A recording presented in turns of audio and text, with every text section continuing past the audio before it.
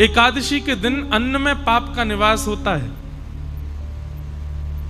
सबको पृथ्वी पर आने का एक समय है। जैसे संध्या का समय जो है वो महादेव का, इसलिए कहते हैं कि संध्या के समय पर भोजन नहीं करना चाहिए, संध्या के समय पर सोना नहीं चाहिए, संध्या के समय पर गलत काम नहीं करना चाहिए, संध्या के समय केवल एक ही काम करो, क्या भजन करो, क्यों महादेव विचरण कर रहे हैं। प्रातःकाल समय ब्रह्म मुहूर्त विष्णु भगवान का होता है, इसलिए उस समय भी कहते हैं कि जग करके विष्णु भगवान को प्रणाम करना चाहिए। मध्याह्न समय जो है वो ब्रह्मा जी का होता है, संध्या समय जो है महादेव का होता है। बाकी आप ज्योतिष शास्त्र और उसके अनुसार देखेंगे तो हर नक्षत्र का एक समय है पृथ्वी पर आगमन का। एक दिन पाप ने भगवान से कहा कि मुझे भी पृथ्वी पर स्थान दे दो। बोले तुम तो हो ही पृथ्वी पर, कितने कामों में तुम्हारा निवास है। बोले नहीं, आपके द्वारा व्यवस्थित एक ऐसी भाव हो जिसमें कभी कभी वैष्णवों को भी मेरा प्रकोप देखना पड़े, ऐसा कोई मुझे भी स्थान प्रदान कीजिए।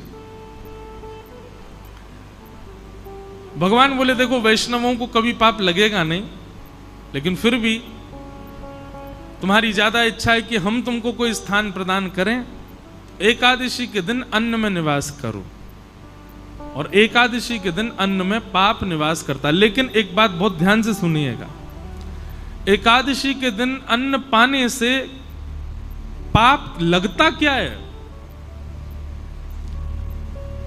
आपने किसी का हृदय दुखाया तो हृदय दुखाने का पाप लगेगा, किसी को मार दिया तो उसको पीड़ा देने का पाप लगेगा, गलत खाया गलत पिया तो गलत खान पान। एकादशी पर क्या पाप लगता है? पाप होता कौन सा एकादशी वाले दिन? बहुत ध्यान से सुनिएगा। जो पाप आपने गंगा स्नान से नष्ट किए हैं, जो पाप आपने पुण्य करके नष्ट किए हैं, जिन पापों को आपने प्रायश्चित करके नष्ट कर दिया है, एकादशी के दिन अन्न सेवन करने से नष्ट किए हुए पाप पुनर्जीवित होते हैं। इसलिए उस दिन अन्न नहीं सेवन करना चाहिए। नया नहीं लगेगा, पुराना जो खत्म हुआ है वो दोबारा रिन्यू हो जाएगा एकादशी के दिन अन्न सेवन करने से। तो एकादशी न्यू पाप नहीं लगाती, रिन्यू करती है पुराने पापों को। इसलिए उस दिन अन्न सेवन नहीं करना चाहिए। पर छोटे बालकों को, वृद्धों को, और विशेष रूप से जिनका स्वास्थ्य ठीक नहीं है उनको एकादशी व्रत पर एकादशी के दिन अन्न खाने की छूट होती है। लेकिन उसमें भी उनको चावल नहीं खाने चाहिए, क्योंकि चावल तो है वो तो पूर्ण अन्न माना जाता है, वो पूर्ण अन्न का स्वरूप है, उसका तो सेवन करना ही नहीं चाहिए। वो ज्यादा से ज्यादा रोटी पा सकते हैं, सब्जी, चावल नहीं। ये तो था एक भाव कि एकादशी के दिन अन्न क्यों नहीं खाते। और एक भाव मैं अपने मन से बताया करता हूं। एकादशी क्या है? हम सब भक्तों की, हम सब वैष्णवों की करवा चौथ है। जैसे एक प्रियतमा अपने प्रियतम के दीर्घायु के लिए व्रत करती है। अब दीर्घायु है कि नहीं वो बात एक अलग है, पर एक बात निश्चित है कि हमने ऐसा देखा अपने घरों में भी, आप सब भी देखते हो कि करवा चौथ वाले दिन माताएं जब व्रत करती हैं तो उस दिन प्रियतम का प्रियतमा के प्रति, प्रियतमा का प्रियतम के प्रति कुछ क्षण ही सही प्रेम भरता है, प्रेम उद्दीपन होता है। भाई आपके लिए कोई विशेष काम करे आपको अच्छा लगेगा ना। अब आपके लिए कोई व्रती कर रही बेचारी, सुबह से कुछ खाए पिए नहीं, तो मन में उसके प्रति प्रेम उत्पन्न होता है ना।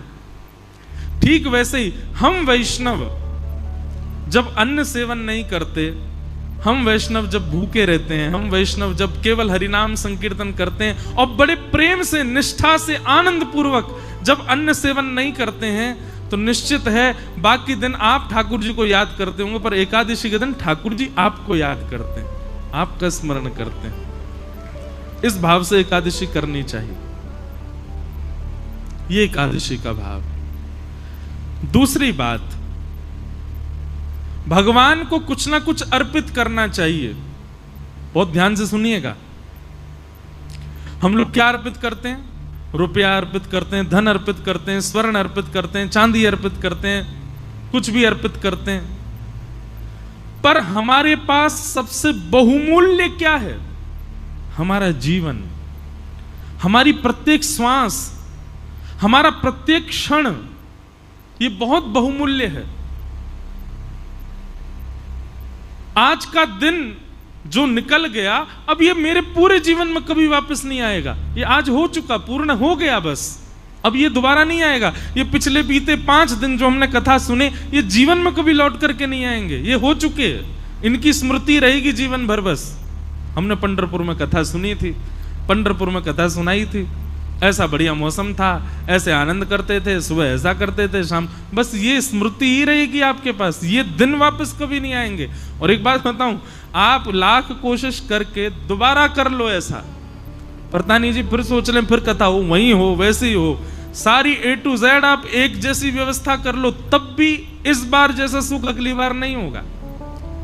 ज्यादा हो सकता है, पर एज इट इज ऐसा आपको दोबारा नहीं मिलेगा। ये हमेशा के लिए एक स्मृति रहेगी। हर दिन जो हमारा गुजरा वो लौट करके नहीं आने वाला है। हर क्षण जो हमारा निकला, हर श्वास जो हमारी निकली, वो निकल चुकी है बस। पर एकादशी के दिन जब व्यक्ति निष्ठा पूर्वक, प्रेम पूर्वक, आनंद पूर्वक अपने दिन की शुरुआत करता है, उसकी हर क्षण, हर श्वास, पूरा दिन वो ठाकुर जी को अर्पित होता है। और सबसे बड़ी बात, आपकी आयु 2 चीजों से कम होती है। व्यक्ति की आयु 2 चीजों से कम होती है, बहुत बोलने से और बहुत खाने से आयु कम होती है। यदि व्यक्ति बहुत खाएगा तो जीवन में, हमारा जीवन निश्चित है, इतना अन्न ही मैं खा सकता हूं। अब उसको भले ही मैं 50 साल में खा करके खत्म कर दूं तो 51 साल देख नहीं पाऊंगा, 50 में ही मुझे जाना पड़ेगा। ठाकुर जी ने सबके लिए एक अन्न निश्चित करके रखा है, उतना ही खाना है हमको। लेकिन व्यक्ति जब एकादशी का व्रत करता है तो व्रत वाले दिन अन्न नहीं खाता, और अन्न ना खाने से उसकी जो 1 दिन की आयु है वो बच जाती है। लेकिन वो 1 दिन की आयु एकादशी करने से ऐसा नहीं आपको बाद में मिलेगी, वो 1 दिन की आयु ठाकुर जी के चरणों में अर्पित हो जाती है। व्यक्ति ने अपना 1 दिन प्रदान कर दिया ठाकुर जी को। नाथ, मेरी प्राण सबसे बहुमूल्य, मेरी आयु बहुत बहुमूल्य है, मैं अपनी आयु 1 दिन की ही कर, अब इससे ज्यादा तो क्या करूं, महा कलयुगी पापी जीव हूं मैं, पूरी तो दे ही नहीं पा रहा। कम से कम महीना में ये 2 बार की एकादशी की 2 दिन की आयु आपको प्रदान कर रहा हूं। ठाकुर जी को चाहिए नहीं, पर प्रियतम को प्रसन्न करने के लिए कुछ तो बहुमूल्य दें, तो हम अपनी आयु ठाकुर जी को अर्पित करते हैं कि नाथ ही आयु आपके। अच्छा, आयु ठाकुर जी को देते हैं मतलब अपना 1 दिन पूरा हम ठाकुर जी को दे चुके हैं। हमारे जीवन में 365 दिन है, हर दिन हम किसी ना किसी को दे रखे हैं। विशेष रूप से किसको दे रखा है? 2 लोगों को, एक तो लक्ष्मी को, दूसरा अन्न को। इन दोनों को हम हर दिन देते हैं, अन्न को भी हर दिन देते हैं, लक्ष्मी को भी हर दिन देते हैं। लेकिन ये एकादशी के दिन जब आप व्रत करते हो तो पूरा दिन ठाकुर जी को अर्पित हो जाता है, ठाकुर जी को दे दिया जाता है। एक प्रकार का महादान भी है एकादशी का व्रत करना। वैष्णवों के अंदर 3 निष्ठा होनी चाहिए। पहली नाम जप निष्ठा, दूसरी एकादशी निष्ठा, और तीसरी तुलसी माला पहनने की निष्ठा, तुलसी निष्ठा। अगर आप 3 निष्ठाओं में निष्पन्न हो तो आप वैष्णव हो। तो इस प्रकार से एकादशी व्रत का महात्म्य और महत्व बतलाया गया। व्यक्ति की सामर्थ्य हो तो उसको निश्चित ही एकादशी करनी चाहिए। और मैं बार बार एक ही बात कह रहा हूं, प्रसन्नता पूर्वक, गौरव करके और बहुत एक्साइटमेंट में एकादशी का व्रत किया करो। कहीं सुबह उठते ही महाराज पता चल गई नाश्ते में क्या बनाया, बोले आज तो बेटा नाश्ता में फल मिलेंगे, क्यों एकादशी, और आपको अरे आज एकादशी है, उसी समय तोड़ देना एकादशी, और तोड़ क्या देना, टूटी गई एकादशी। जैसे ही आपकी निष्ठा विफल हुई एकादशी टूट जाती है। लोग सोचते हैं नमक खाने से, जे खाने से एकादशी टूटती है, नहीं। आप जैसे ही अश्रद्धा रखते हैं, 1% भी अश्रद्धा होती है, उसी समय आपकी एकादशी टूट जाती है, आपका व्रत टूट जाता है। दूसरी बात, व्रत कब टूटता है, अब आप अन्न ना खाने को तो इतनी प्रायोरिटी दे रहे हो, नहीं नहीं नहीं अन्न नहीं खाना है, आज तो एकादशी जे, और वैसे बेचारे किसी का हृदय दुखा रहे हो, किसी को गालियों पे गालियां दिए जा रहे हो, किसी का हक मार रहे हो, किसी के साथ में बुरा कर रहे हो। क्षमा करो, ऐसी एकादशी बिल्कुल मत रखो। एकादशी को भी रहता होगा कि भाई ऐसे व्यक्ति के पास मैं रहूं क्यों जो इतना बुरा करे। मतलब एक दिन तो आप कम से कम, जैसे हॉलीडे होता है ना, छुट्टी होती है, एकादशी के दिन अपने अवगुणों को छुट्टी रखा करो। आज चाहे कोई कुछ कर ले, पत्नी कितना भी चले, मैं क्रोध ही नहीं करूंगा, बच्चे चाहे कुछ भी कर ले, आज क्रोध नहीं करना, आज क्रोध की छुट्टी है। पता चला पूरा परिवार इंतजार कर रहा है एकादशी कब आएगी, उस दिन क्रोध तो करेंगे नहीं। अच्छा देखो कितना अच्छा व्रत। मैं तो कहता हूं कथा में कि एकादशी पर केवल अन्न छोड़ने वाला नियम नहीं, 2-4 नियम और करो। जैसे पूरे दिन मुस्कुराहट रखो मुख पर, चाहे कुछ हो जाए आप प्रसन्न ही रहो। कितना अच्छा, ऐसी एकादशी करो। व्रत है, बोले काय बात का व्रत है, प्रसन्न रहने का व्रत है। आज प्रसन्न ही रहूंगा मैं। बच्चे बेचारे उधम मचा रहे हैं और आप मुस्कुरा करके देख रहे हो, उसने गिलास तोड़ दिया, आप खुश हो।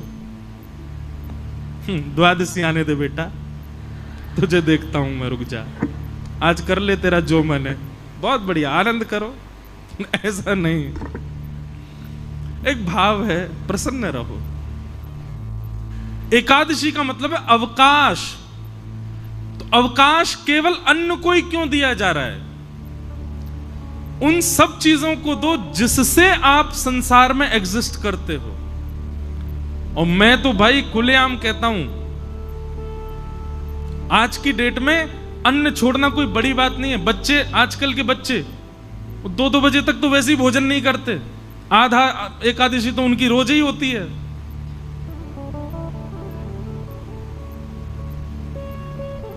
भूखा रहना कोई बड़ी बात नहीं है आज की डेट में। एकादशी का मतलब, व्रत का मतलब अपने एडिक्शन का त्याग करो। जिस समय व्रतों का निर्माण किया गया उस समय मानव का एक ही एडिक्शन था, भोजन। उसको यही रहता था कैसे भी भोजन मिले। सुबह उठते ही बच्चे घूमते रहते थे मां के पीछे, क्या बोल, पराठे बनाओ, भोजन, भोजन कर, नाश्ता कर लिया, उसके बाद भोजन कराओ, उसके बाद रात्रि का भोजन ही एडिक्शन था। क्योंकि उस समय इलेक्ट्रॉनिक्स नहीं थे, उस समय फोन नहीं था, उस समय इंटरनेट नहीं था, तो उस समय व्यक्ति पे है ही क्या, बस भोजन का ही वो पूरे दिन योजना बनाता रहता था, सुबह कहां खाऊंगा, शाम को कहां खाऊंगा। इसलिए व्रत के नियमों में भोजन का त्याग रखा गया। पर अब स्वरूप बदल गया, अब भोजन की जरूरत नहीं व्यक्ति को, अब तो इसकी एकादशी करो। मैं तो नहीं करता, पर मैं अगर बदलाव करना चाहूं अपनी एकादशी में, तो मेरे को 2 नियम करने का बहुत मन होता है। वैसे तो बताना नहीं चाहिए, करूं तब बताऊं, लेकिन फिर भी बता देता हूं। किसी को मुझसे पहले लग रहा हो तो आज पंढरपुर में ही नियम लेके चले जाओ। एकादशी के दिन 2 नियम तो करो। पहला, मौन, बोलो मत। और ये आपके ऑफिस को, ये आपके फैक्ट्री के लोगों को, दुकान के लोगों को, परिवार के लोगों, सबको बता दो, भाई तुम मुझसे पूरे महीना बात करो, एकादशी के दिन मौन रहूंगा मैं। और दूसरा, एकादशी के दिन इसका प्रयोग मत करो, और करो तो केवल कॉलिंग उठाने के लिए उठाओगे तो करोगे क्या, बोल तो सकते नहीं हो। मौन रहो और इसका प्रयोग मत करो, इसको भी स्विच ऑफ रखो। सबको एक दिन पहले ही 10वीं कोई मैसेज डाल दो, कल एकादशी है, फोन बंद रहेगा मेरा। महाराज तब असली एकादशी मानी जाएगी आपकी। और फिर करना क्या, पूरे दिन केवल हरि स्मरण। सुबह जगन्नाथ जी के स्मरण से प्रारंभ करो, मध्याह्न द्वारिका जी का स्मरण करके, दोपहर में व्रजमंडल का स्मरण करो, सब कथाएं आदि श्रवण करते हुए रात्रि में पंडरीनाथ भगवान का स्मरण करके फिर अपनी एकादशी को विश्राम दो। ये है मूल एकादशी, ये है वास्तविक एकादशी। एकादशी को लोगों ने आजकल फैशन के रूप में एकादशी कर रहे हैं, उसका भी एक रूप बना लिया है, उसको भी एक एंजॉयमेंट। ठीक है, एंजॉय तो करना है, पर भगवत स्मृति के साथ में करना है। और आज की डेट में क्षमा कीजिएगा, भगवत स्मृति में सबसे बड़ी बाधा है ये, सबसे बड़ी बाधा। अब प्रयोग करने के ऊपर है, आप किस रूप से उसका प्रयोग करते हो। तो एकादशी व्रत करो, और व्रत किसका करो, अपने एडिक्शन का व्रत करो, अपने बुरी भावनाओं का व्रत करो, अपनी बुरी आदतों का व्रत करो, उन सब बातों का व्रत करो जिनके बिना आप रह ही नहीं पाते हो। उनका व्रत एकादशी के दिन हो, तब आपकी मूल एकादशी।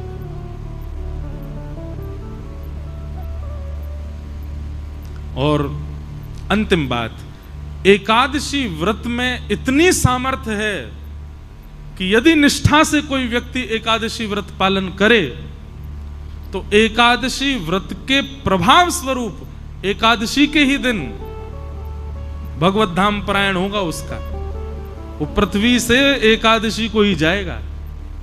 और ये मैंने अपने आंखों से देखा, अनुभव किया है। बड़े बड़े भजनानंदी, बड़े बड़े वैष्णवों की आप तिथियां देखो, वो एकादशी को ही जाते हैं। और एकादशी को जाने का मतलब क्या है, स्वयं शंख चक्र गदा पद्मधारी नारायण ही उनको लेकर के गए हैं, ये इस बात का प्रमाण है।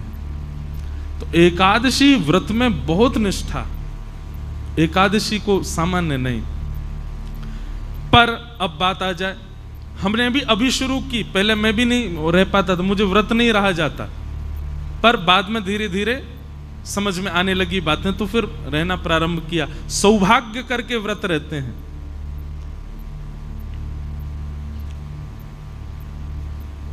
लेकिन अब कई जगह एकादशी निषेध है, जैसे जगन्नाथपुरी में वहां एकादशी नहीं होती, जैसे हमारे श्री वृंदावन के राधा वल्लभ जी मंदिर में वहां एकादशी का भाव नहीं, जैसे वृंदावन के बिहारी जी में, वृंदावन बिहारी लाल जी में भी एकादशी नहीं होती। हरिदासी परंपरा, हरिवंशी परंपराओं में एकादशी का भाव नहीं। लेकिन वही बात आ गई ना, एकादशी के दिन वहां पर अन्न सेवन का विधान है, पर आपका व्रत तो अब अन्न है ही नहीं ना, आपके तो दूसरे व्रत चल रहे हैं। आपको तो फोन का व्रत करना है, आपको तो मौन का व्रत करना है। तो कहीं आपने जगन्नाथपुरी जाकर के ये कहा यहां तो एकादशी है, यहां तो कोई दिक्कत ही नहीं है, नहीं, वहां दूसरे व्रत करने हैं, वहां अन्न का नहीं करना, अन्न तो पाना है वहां पर वहां ये दूसरे अपने बुरे विचार, अपने बुरे भाव, अपने बुरे एडिक्शन, आपकी जरूरतें, उन सब की एकादशी तो वहां कर सकते हो। अन्न का ही तो निषेध है, अन्न तो पाना पड़ेगा जगन्नाथपुरी में। पर ये चलाना कोई ऐसा तो है नहीं कि एकादशी उल्टी लटके, यहां तो फोन चला ही सकते हैं, ऐसा नहीं। तो चाहे राधा वल्लभ जी मंदिर में हो, चाहे हमारे बिहारी जी हो, चाहे श्री जगन्नाथपुरी हो, या और कहीं भी जहां भी एकादशी का विधान नहीं है, वहां अन्न सेवन की आज्ञा होगी। आप अन्न वहां पा सकते हो, पर बाकी की एकादशी इंद्रियों की तो आप वहां भी कर सकते हो, और करनी ही चाहिए। नहीं करोगे तो अपराध लगेगा। अच्छा एक बात बताएं, अगर आपने ये सब बातें अभी हमसे नहीं सुनी होती कि एकादशी के दिन केवल अन्न नहीं बाकियों का भी व्रत किया जाता है, तो अभी तक आपको दोष नहीं लगता। लेकिन आज आपने सुन लिया है, अब अगर अगली एकादशी पर आपने ये व्रत नहीं किए तो दोष लगेगा। आप जानो आपका काम आप होगे, गलत आए कथा में आज तो।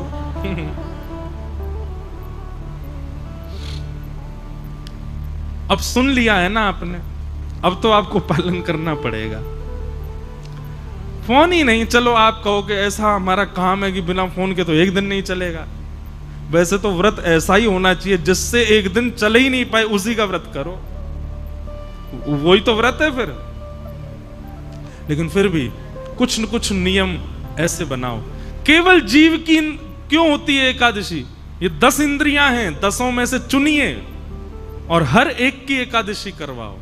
आंखों की भी, कानों की भी, जीव की भी, त्वचा की भी, हाथ की भी, पैर की भी, अपनी गुप्त इंद्रियों की भी एकादशी करो। एकादशी ठाकुर जी उस दिन आंख खोल करके देखते हैं ठाकुर जी कौन कौन मुझे याद कर रहा है, इसलिए एकादशी व्रत करो।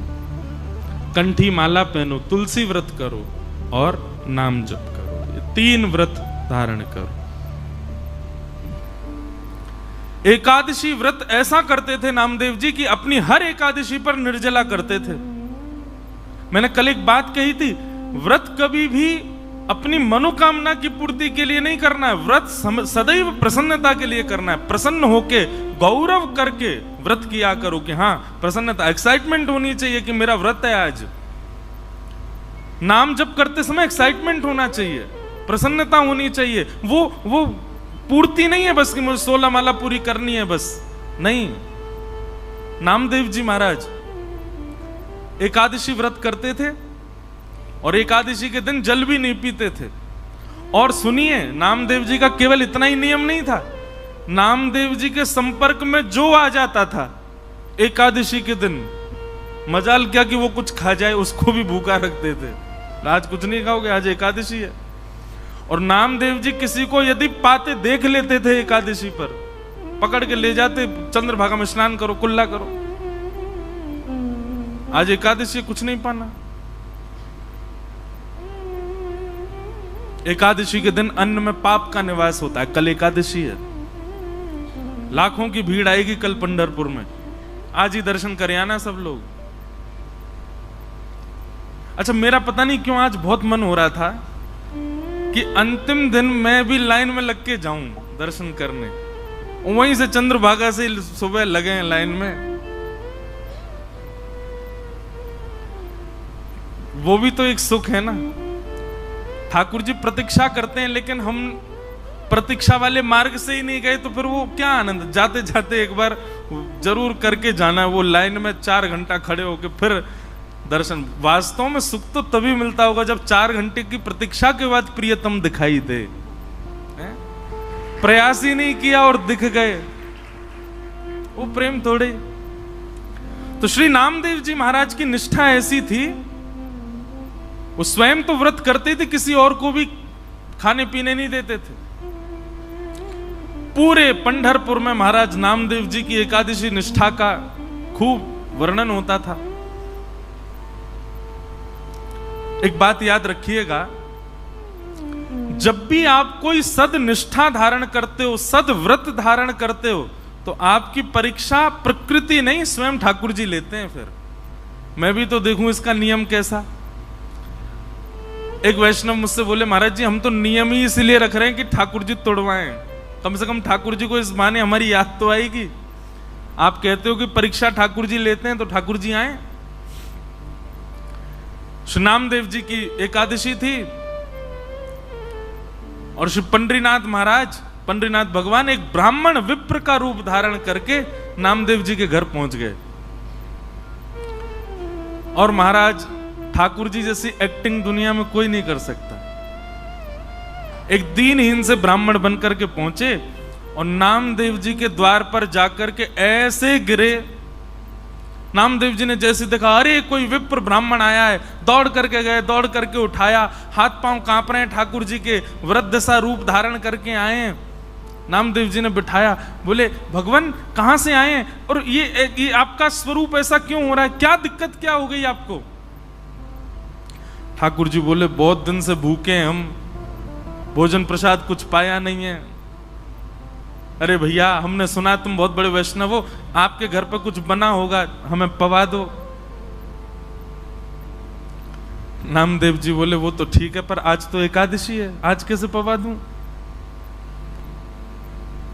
ब्राह्मण देवता बोले, आपत्ति कालीन मर्यादा नास्ति, आपत्ति काल में मर्यादा नहीं देखी जाती। भाई तुम्हारे सामने किसी के प्राण निकल रहे हैं और उसमें तुम ये देखोगे एकादशी और ये वो है, बोले वो ठीक है मैं आपको दूध पिला दूंगा, मैं आपको फल खिला दूंगा, लेकिन अन्न तो नहीं खिला सकता। ब्राह्मण देवता बोले इतने दिन का भूखा प्यासा, दूध फल नहीं खाना मुझको रोटी सब्जी दाल चावल खिलाओ। नामदेव जी बोले क्षमा करें भगवान, आज एकादशी है, द्वादशी हो जाने तो फिर पवा दूंगा। ठाकुर जी तो और ज्यादा कांपने लगे और कहने लगे, बोले अगर तुमने मुझे नहीं खिलाया तो मेरे प्राण निकल जाएंगे, मेरे प्राण निकल रहे हैं, अरे देखो देखो मेरे प्राण निकल रहे हैं। नामदेव जी बोले तो फिर अच्छी बात है, एकादशी के दिन प्राण निकलेंगे तो वैकुंठ जाओगे सीधे, लेकिन अन्न तो नहीं खिलाऊंगा। महाराज ठाकुर जी कहने लगे, कैसे व्यक्ति हो तुम, अरे मेरे प्राण निकले जा रहे हैं, आसपास खड़े लोगों से इसको समझाओ मुझे भूख लगी है, मुझे कुछ पवा दे। आसपास के लोग बोले आप हमारे घर चलो, ये तो ऐसा ही है, किसी को खुद भी एकादशी करता है दूसरों को भी नहीं खाने देता, इससे छुप छुप के खाना पड़ता हम लोगों को, आप हमारे घर चलो हम खिला देंगे। नामदेव जी बोले अब मेरे सामने आप आ गए हो, अब मैं जाने नहीं दूंगा, क्योंकि मुझे पता आप जाके खाओगे और मेरा ये नियम है कि मैं एकादशी पे किसी को नहीं खाने देता, बैठे रहो। भगवान फल खा लीजिए, दूध पी लीजिए, आपसे प्रार्थना, पर अन्न नहीं खाना, आज एकादशी है। ठाकुर जी ने चरम रूप धारण किया और महाराज बिल्कुल ऐसे हो गए, बस प्राण निकल ही रहे, गला पकड़ने लगे, कांपने लगे, शरीर पूरा कंपायमान होने लगा। आसपास के लोग नामदेव जी को सुनाने लगे, अरे नामा वो प्राण त्याग देगा भाई, बोले कोई बात नहीं वैकुंठ जाएंगे, और मैंने रोका तो नहीं है, फल खा लें दूध पी लें, अन्न नहीं खाने दूंगा। और ठाकुर जी ने ऐसी स्थिति कर दी महाराज की नामदेव जी के आगे उस विप्र रूप को प्राण त्याग ही दिए, शरीर ठंडा पड़ गया, सांसें रुक गई, नब्ज काम करना बंद, प्राण निकल गए। सब लोग राम राम राम कहने लगे, अरे ऐसी एकादशी काय बात की नामा, तेरे घर पर आकर, तेरी दहली पर आकर के एक ब्राह्मण ने प्राण त्याग दिया। नामदेव जी के नेत्र सजल हो गए, पंडरीनाथ भगवान का स्मरण करके बोले, एकादशी के दिन नाथ आप वैष्णवों के चित्त में विराजमान रहते हैं, आपकी प्राप्ति के लिए एकादशी निष्ठा एक बहुत महत्वपूर्ण कार्य करती है।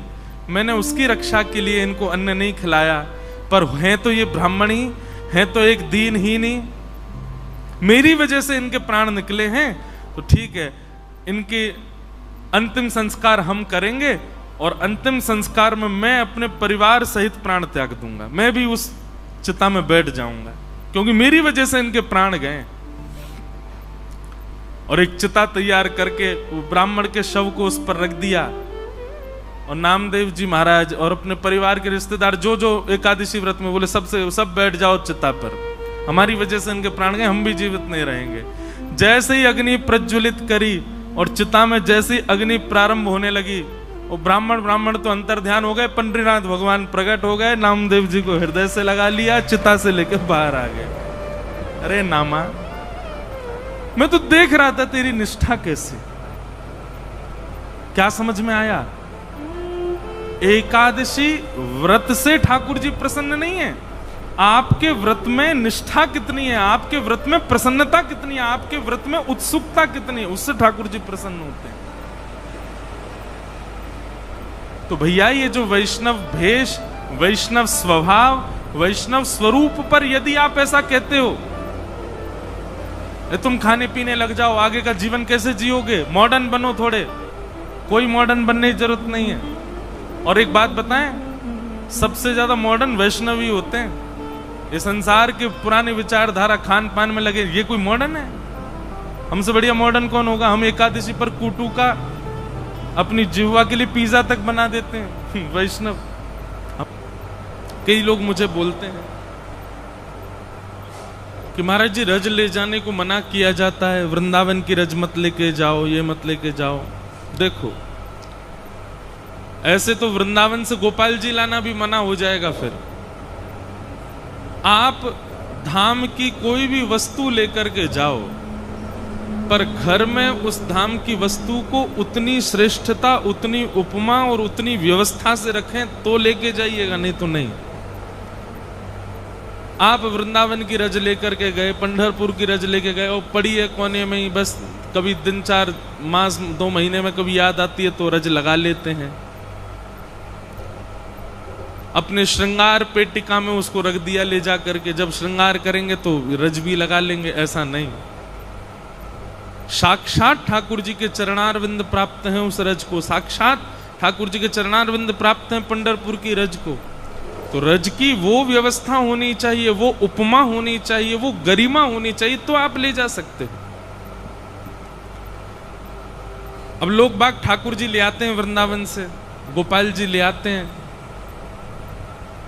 लेकिन उनकी उपमा उतनी नहीं दिखती। जब घर में,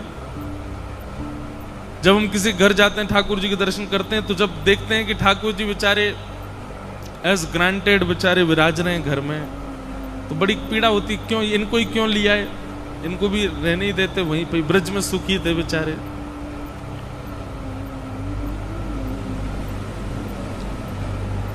रज लाने को मना है, इसका मतलब वृंदावन की हर वस्तु को ले जाना मना है। कब? जब आप उस भाव में नहीं हो और उस वस्तु को ले जाओ।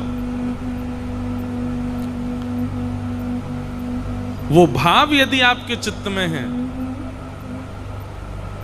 तो आप वृंदावन से वस्तु क्या ले जाओगे, वृंदावन आपके साथ चल देगा, वृंदावन स्वयं चला आएगा आपके साथ में।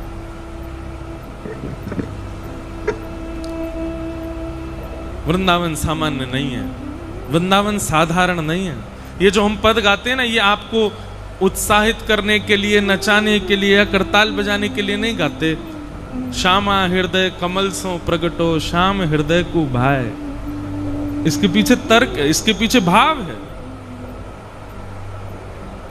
किशोरी जी ने ठाकुर जी से वचन मांगा है, यदि हमको पृथ्वी पर आपको लेके जाना है लीला के लिए, तो 3 स्थान साथ लेके जाने पड़ेंगे गोलोक धाम से। यत्र वृंदावनम नास्ति यत्र नो यमुना नदी, यत्र गोवर्धनम नास्ति तत्र नो रमते मनः। किशोरी जी कह रही हैं, हे श्याम सुंदर, आप लीला में हमको लेकर के जाना चाहते हो, तो उसके लिए आपको गोलोक धाम से 3 भाव लेके जाने पड़ेंगे साथ में, वृंदावन, यमुना जी और श्री गोवर्धन। यदि ये 3 आपके साथ नहीं चल सकते तो क्षमा करें, आप अकेले लीला करके आओ, हम भी नहीं जाएंगे आपके साथ।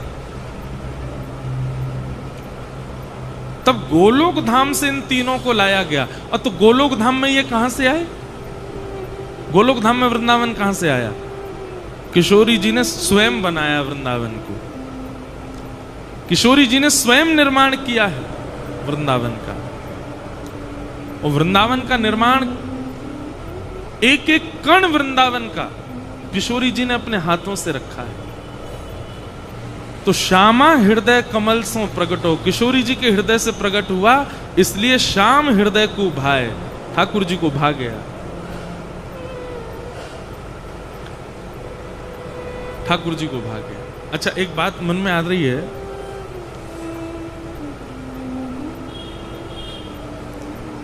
वृंदावन, यमुना जी और गोवर्धन जब पृथ्वी पर आए, तब किशोरी जी आई लीला करने के लिए।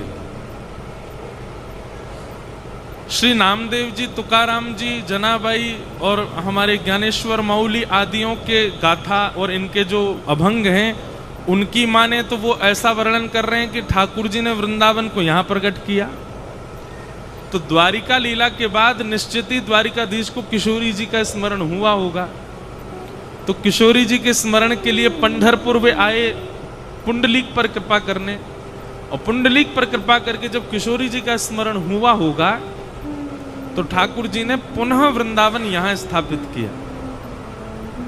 पंढरपुर को वृंदावन बनाया, चंद्रभागा जी को यमुना बनाया, गोपालपुर को गोवर्धन बनाया। और ये 3 ही शर्त हैं किशोरी जी के आगमन की। तो इन तीनों शर्तों से तो पंढरपुर में भी हमारी किशोरी जी का आगमन हुआ होगा। किशोरी जी आई होंगी, विराजी होंगी,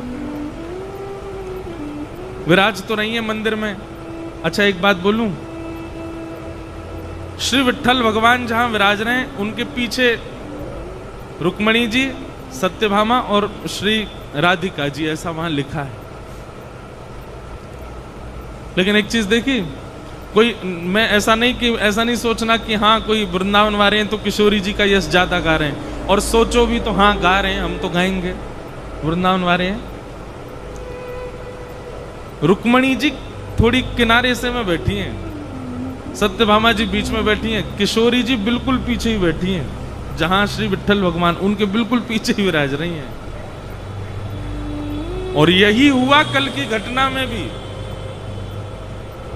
अपने बाम हस्त की कन्नी उंगली पर गिरिराज धारण करके श्याम सुंदर खड़े हैं।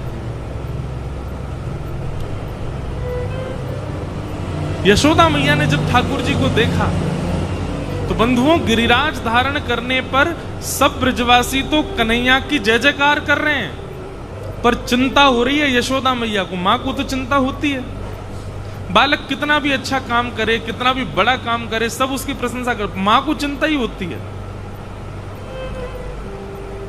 बालक कुछ श्रेष्ठ बन जाए, दुनिया के लोग फोन करके उसको, भाई तुमको बधाई हो, तुमने बहुत अच्छा किया, ऐसा ऐसा। मां फोन आएगा तो मां यही कहेगी, तू सोया कि नहीं, तूने कुछ खाया कि नहीं, आराम हुआ कि नहीं। मां का तो स्वभाव होता है। सब गोवर्धन नाथ की जय जयकार कर रहे हैं, परंतु सामने खड़ी यशोदा मैया मन में विचार कर रही है, मेरो नेक सो लाला, या कि नेक सी भुजा, और या कि नेक सी उंगरिया, वहां पर इतनो विशाल पर्वत, अरे मेरे लाला की भुजा कहीं थक नहीं जाए। मैया बार बार ऊपर चढ़ जाती है और ठाकुर जी की भुजा ऐसे दबाती है। ठाकुर जी के मैया भुजा को हिलावे मत, नहीं को इधर उधर है, गिरिराज जी नीचे आ जाएंगे। बोले लाला मुझे तो बड़ी चिंता है रही है, मेरे नेक्से से लाला की उंगली पर इतना बड़ो गिरिराज, कहीं मेरे लाला को बल कम नहीं है जाए।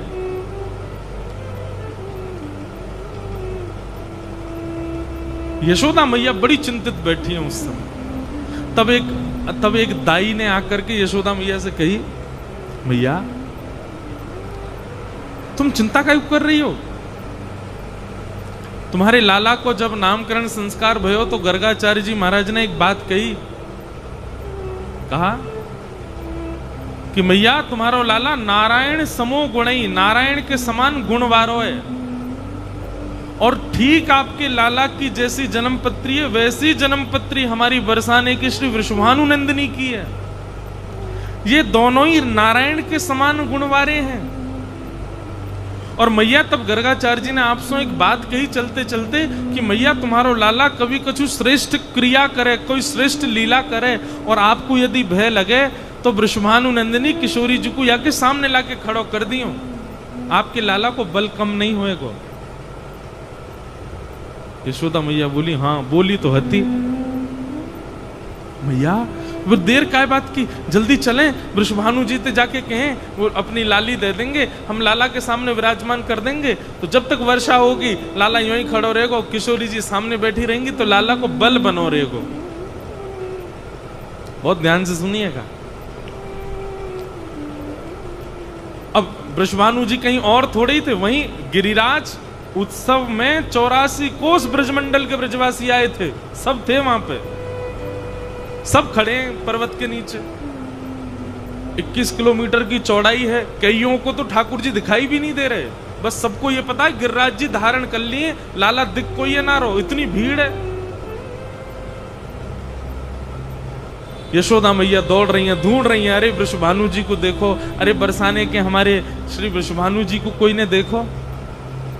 ढूंढती ढूंढती मैया पहुंची, वृषभानु जी मिले। मैया ने कही, बाबा आपकी लाली कहाँ है, आपकी लाली राधिका रानी कहाँ है? वृषभानु जी के नेत्र सजल है गए। बोले मैया 3 दिन आते मैं भी खोज रहा हूं, मिल ही ना रही है, कहाँ चली गई है? दोनों व्याकुल हैं। मैया तो या हमारे व्याकुल है कि मैं कहा करूं, मेरे लाला ने गिरिराज जी उठा लिए, बाकी कहीं शक्ति कम नहीं है जाए। वृषभानु जी हमारे व्याकुल हैं कि लाली मिलना ही रही है। ढूंढते ढूंढते 4 दिन निकल गए, किशोरी जी नहीं मिली। और जाएंगी कहां भाई? सब ब्रजवासी यही हैं, सब गिरिराज के नीचे ही हैं, होंगी तो यही होंगी, लेकिन दिख ही नहीं रही। यशोदा मैया बैठे बैठे बड़ी चिंता कर रही है। तभी मैया के मन में भाव आयो, लाला एक शिला के ऊपर खड़े हैं गिरिराज जी धारण करके, वह शिला के पीछे तो जाके देखूं। और जैसे यशोदा मैया ने वह शिला के पीछे जाकर के देखी, तो वह शिला के पीछे सुख आसन में अपनो मेरुदंड सीधो करके, मेरुदंड सीधा मतलब बिल्कुल सीधी कमर करके सुख आसन में, और एक अपलक नेत्रों से किशोरी जी गिरिराज जी को देख रही हैं। अपलक नेत्र माने पलक नहीं झपक रही हैं, बस एक टक गिरिराज जी को देख रही हैं। और किशोरी जी के नेत्रों से निकलने वाले वेग पर ही श्री गिरिराज जी टिके हुए हैं आकाश में। समझ में आई बात? नहीं आई। ये 4 दिन आते लाला तो केवल नाटक कर रहा, उंगली लगा खड़ो है। वास्तव में गिरिराज जी तो हमारी श्यामाजू ने उठाए, गिरिराज जी तो हमारी किशोरी जी ने उठा रखे हैं। किशोरी जी के बल पर ठाकुर जी ने गिरिराज जी उठाए।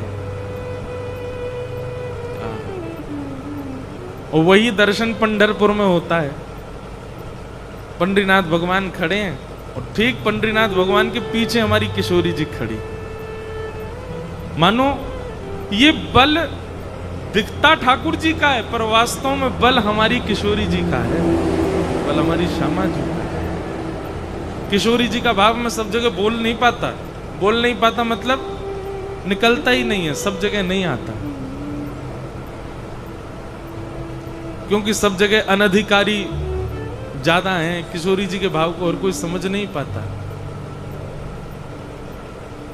पर पता नहीं आज एकादशी है और रास पंचाध्यायी है कथा में, तो अचानक ही ऐसा भाव आ रहा है कि श्री किशोरी जी कृपा कर रही हैं। और फिर वो मैं रोज किशोरी ठाकुर जी के दर्शन को जाता हूँ, कथा के बाद ठाकुर जी को देख लेता हूँ, रुक्मणी जी को देख लेता हूँ, सत्यभामा, जैसे ही किशोरी जी को देखता हूँ तो मेरे अपने आप हाथ से चले जाते। मैंने बताओ आप भी ऐसी खड़ी हो यहाँ पे?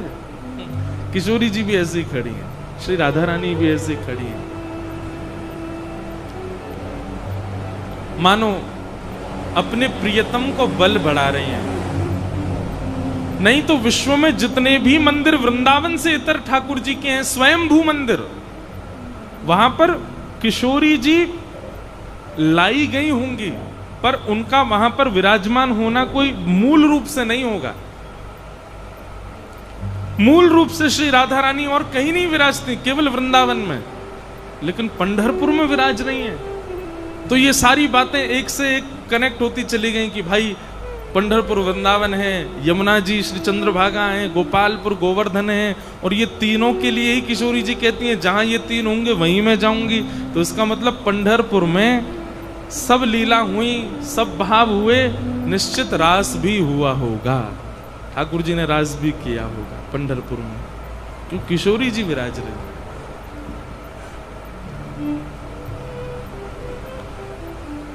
हमारे वृंदावन में गाते हैं,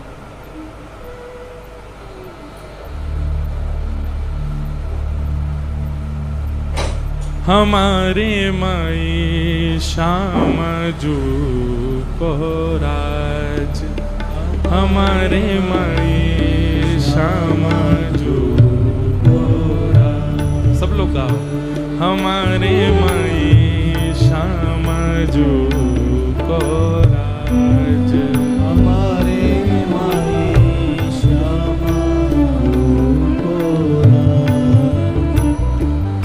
ओ जाके अधीन सदा ही सांवरो, जाके अधीन सदा ही सांवरो, जाके अधीन सदा ही सांवरो, जाके अधीन सदा ही सांवरो। या ब्रज को सिरता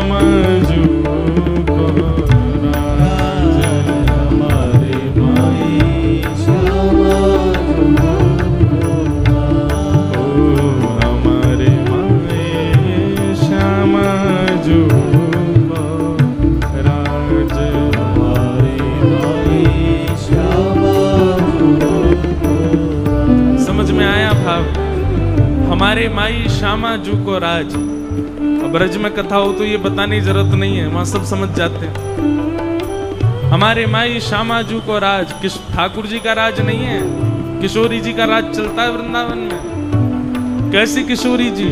बोले जाके अधीन सदा ही सांवरो या ब्रज को सिरताज। जिनके अधीन ब्रज का सिरताज है, ऐसी हमारी किशोरी जी। विठ्ठल विपुल बिहारिण के बल, विपुल बिहारिण के बल, जो जलधर सोगा, जो जलधर सोगा, हमारे माए श्यामा जू को राज, हमारे माए श्यामा जू को राज, हमारे माए श्यामा जू को राज, हमारे माए श्यामा जू को। तो श्री राधे जू की कृपा सो मैंने गिरिवर लियो उठाए। किशोरी जी की कृपा से ठाकुर जी ने श्री गिरिराज जी धारण किए। बंधुओं एक बात बताएं, नारी का सम्मान कैसे हो, गृहिणी का सम्मान कैसे हो, पत्नी का सम्मान कैसे हो, प्रियसी का सम्मान कैसे हो, ये श्री कृष्ण से सीखो। मैंने कहा ना एक दिन कथा में, हर चीज में अगर आपको इन्फ्लुएंस कोई कर सकता है तो वो श्री कृष्ण कर सकते हैं।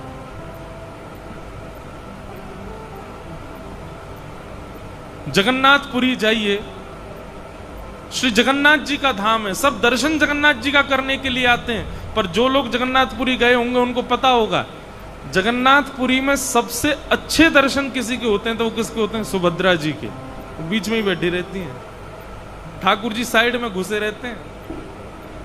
जगन्नाथ भगवान अगर अंदर के दर्शन ना खुले हों तो इतने ही दिखेंगे बस। ये हिस्सा तो दिखता ही नहीं ठाकुर जी का, इतने ही दिखेंगे बस। यहां बलराम जी ज्यादा से ज्यादा इतने दिख जाएंगे, थोड़े और ज्यादा दिख जाते हैं ठाकुर जी से, पर सुभद्रा जी पूरी दिखती हैं। पूरा धाम ठाकुर जी का, पूरा मंदिर ठाकुर जी का, सब कुछ ठाकुर जी का, पर आगे रखते हैं किसको? अपनी बहन को। बहन का सम्मान करना सीखो ठाकुर जी से, पत्नी का सम्मान करना सीखो ठाकुर जी से। यहां पर रुक्मणी जी की कितनी पूंछ है, द्वारिका में जाओ वहां पर रुक्मणी जी का कितना भाव है। केवल द्वारिकाधीश के दर्शन किए, केवल पंडरीनाथ के दर्शन किए और रुक्मणी जी के दर्शन नहीं किए तो सारा फल नष्ट हो जाएगा मंदिर से निकलते ही। उनका दर्शन करना ही पड़ेगा।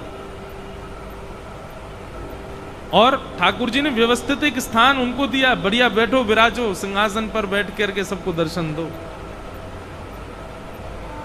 एक प्रियसी के प्रति कैसा सम्मान होना चाहिए हमारे वृंदावन में देखो।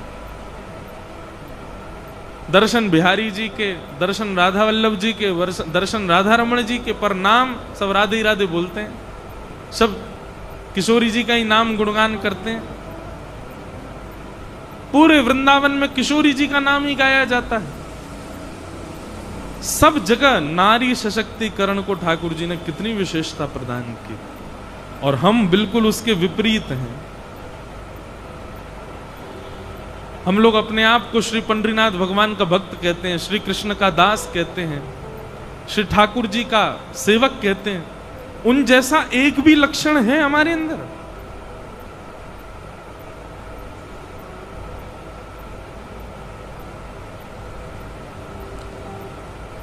भैया हमारी निकुंज की लीला यदि आपने सुनी ना वृंदावन की, तो निकुंज लीला और अंतरंग भाव की लीला यदि आप सुनोगे तो वहां तो ठाकुर जी ऐसे दास दास बने बैठे रहते हैं किशोरी जी के आगे। अब उस विषय को मैं ज्यादा छेड़ नहीं सकता यहाँ पे, क्योंकि पूरा भाव लेकर के कही जाए तो बात समझ आती है।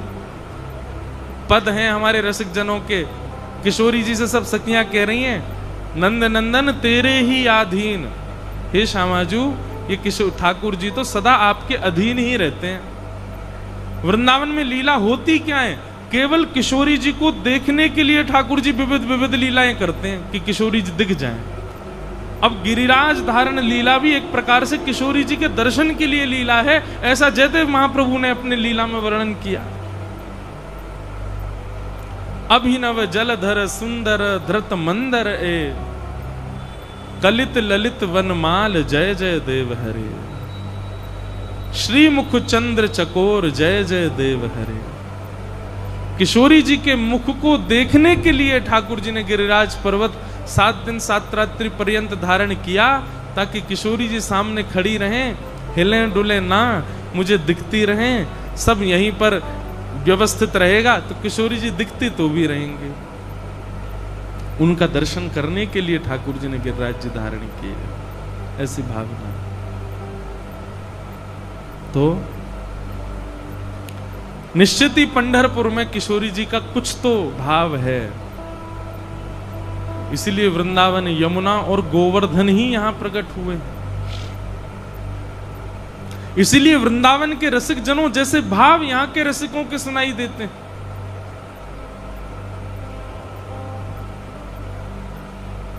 ऐसे पंढरपुर धाम को बारंबार प्रणाम।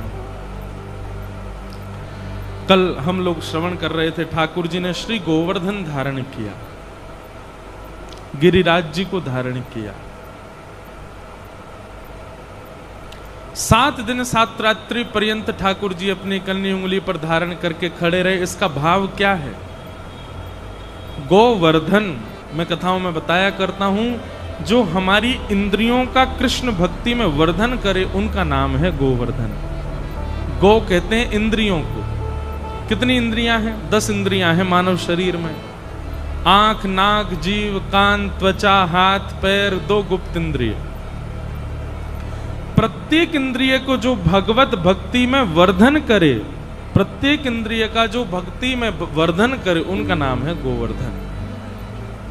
ऐसे श्री गोवर्धन नाथ ठाकुर जी ने उनको धारण किया। और 7 दिन बाद जब इंद्र का मान मर्दन हुआ, ठाकुर जी ने पुनः गिरिराज जी को व्यवस्थित किया। इंद्र ने आकर के भगवान से क्षमा मांगी कि पिता गुरुस्तम जगतामधीशो, दुरत्ययः काल उपात्त दंड, हिताय स्वेच्छा तनुभी समीहसे, मानम विधुन्वन जगदीश मानिना।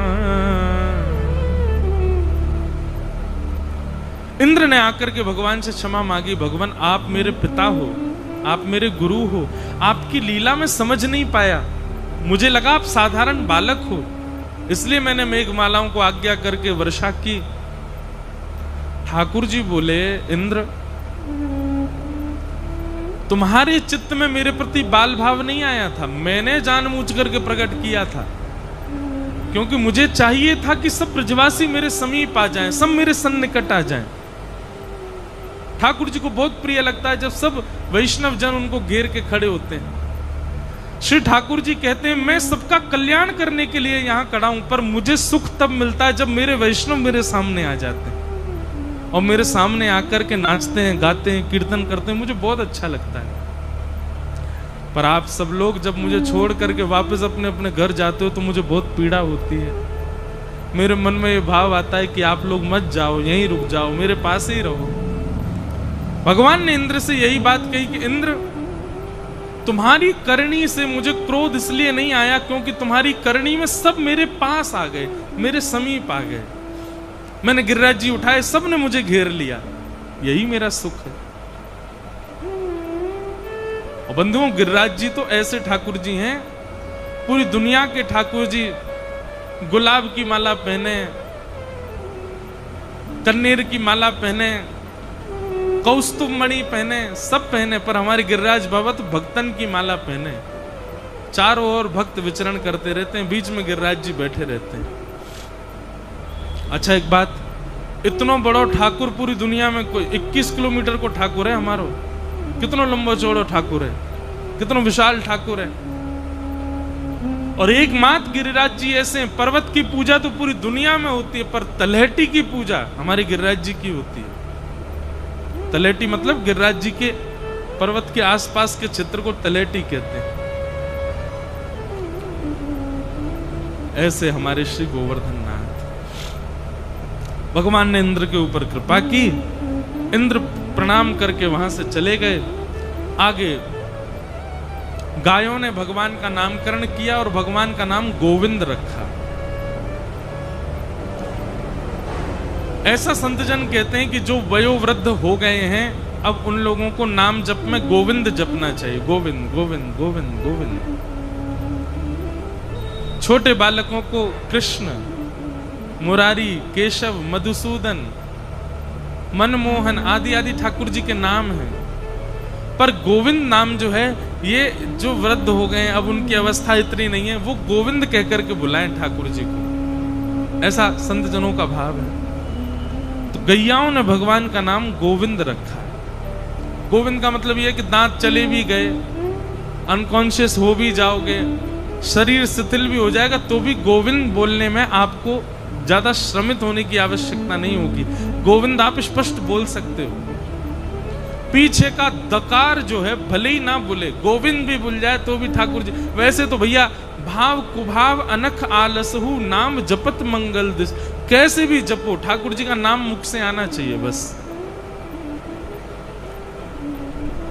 भगवान का नाम गोविंद रखा गया। आप बन करके अब कौंडन्यपुर जा रहे हैं। आहा, तेरा किसने किया श्रृंगार सांवरे, तेरा किसने किया श्रृंगार सांवरे, तेरा किसने किया श्रृंगार सांवरे, तेरा किसने किया श्रृंगार सांवरे। देखो रुक्मणी जी की सेना इतनी विशाल, ठाकुर जी के संग देखो मधुमंगल श्रीदामा आ रहे हैं। और भाई द्वारिकाधीश वंशी कब से बजाने लगे? आप बजाते ही आओ अब तो। ओ तेरा किसने किया श्रृंगार सांवरे, तेरा किसने किया। बोलो रुक्मणी रमण भगवान की।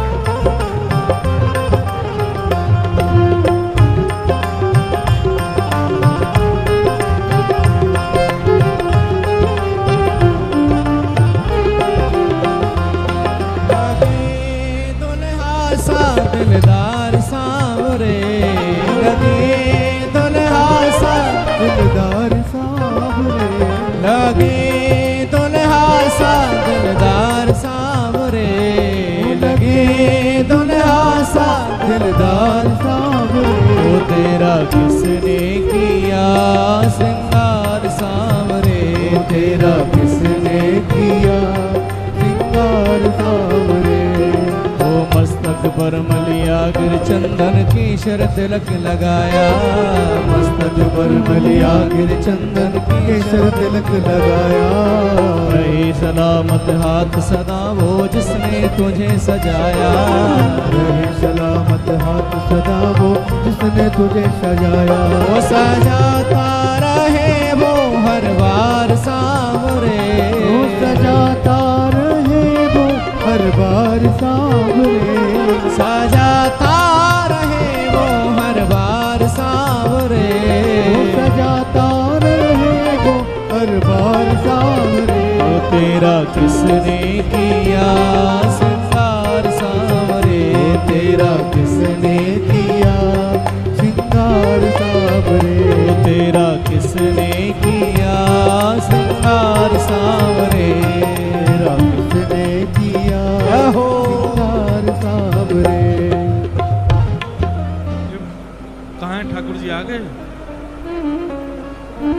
आप लोगों ने रोका नहीं है इनको, सेना बन के वैसे ही आ गए बस। अरे नेक तो आनंद करते, इतनी सीरियस है गए बेचारे, उठे ही नहीं ठाकुर जी के आने पे। पहले कौन पहनाएंगे? अच्छा, प्रथम वरमाला श्री रुक्मणी जी ने धारण कराई, श्री पंडरीनाथ भगवान को धारण कराओ भैया। बोलो रुक्मणी रमण भगवान की। और फिर ठाकुर जी तो उतावले बैठे ही हैं, ठाकुर जी ने धारण कराई श्री रुक्मणी जी को। वारे की बोलो बिठोबा रखुमाई की। अब ने भाव से न खड़े है जाओ और सब लोग बड़े भाव से गाना, सांवरिया गाना। हाँ, हो मोहे प्यारो लागे सावरिया सावरिया, ऐसे नहीं गाया जाता है। भुजा उठाओ दोनों और एक उच्च स्वर में गाओ, हो मोहे प्यारो लागे मोहे प्यारो लागे, आज दुल्हा बने हैं। सांवरिया गाते रहो पीछे, आज दुल्हा बने हैं, बड़े सुंदर सजे हैं, ओ बड़े चोखे लगे हैं, ओ बड़े प्यारे सजे हैं, मोहे प्यारो लागे मोहे प्यारो प्यारो लागे। ये तो द्वारिका के राजा जग के उजियारे, ओ आज दुल्हा बने हैं, ओ बड़े सुंदर सजे हैं, मोहे प्यारो लागे मोहे प्यारो लागे। पंढरपुर वासी विठ्ठल अविनाशी, संग रुक्माई आई, ओ बड़े सुंदर सजे हैं, मोहे प्यारो लागे मोहे प्यारो लागे, मोहे प्यारो लागे, ओ मोहे प्यारो प्यारो लागे, ओ बड़ो चोखो लागे, ओ बड़ो मीठो लागे, ओ बड़ो सुंदर लागे, ओ बड़ो प्यारो लागे, ओ मोहे प्यारो लागे मोहे प्यारो लागे। पंढरपुर चा राजा पंढरपुर चा राजा, ओ आज दुल्हा बने हैं, बड़े सुंदर सजे हैं, बारात लेके चले हैं, आज दुल्हा बने हैं, ओ मोहे प्यारो लागे ओ मोहे प्यारो प्यारो लागे, ओ मोहे प्यारो लागे ओ मोहे प्यारो लागे। बोलो रुक्मणी रमण भगवान की। सब जितनी भी सब हमारी कौंडनपुर की गोपियां हैं, इन्होंने जब ठाकुर जी को देखा, इनकी सुंदरता देखकर